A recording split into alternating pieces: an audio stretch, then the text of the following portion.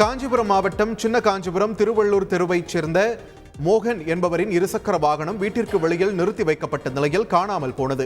இச்சம்பவம் தொடர்பாக காவல் நிலையத்தில் புகார் அளிக்கப்பட்ட நிலையில் போலீசார் அப்பகுதி சிசிடிவி கேமராக்களை ஆய்வு செய்தனர். 2 மர்ம நபர்கள் கள்ளச்சாவியை பயன்படுத்தி வாகனத்தை திருடிச் செல்லும் காட்சிகள் அதில் பதிவாகியிருந்தன.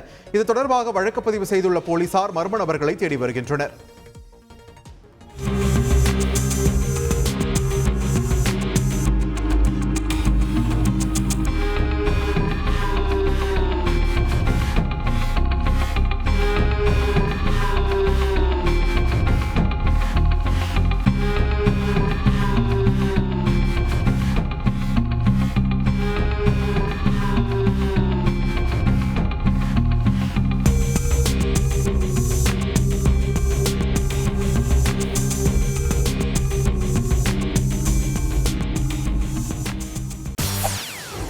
செய்திகளை உடனுக்குடன் தெரிந்து கொள்ள உடனே சப்ஸ்கிரைப் பண்ணுங்க.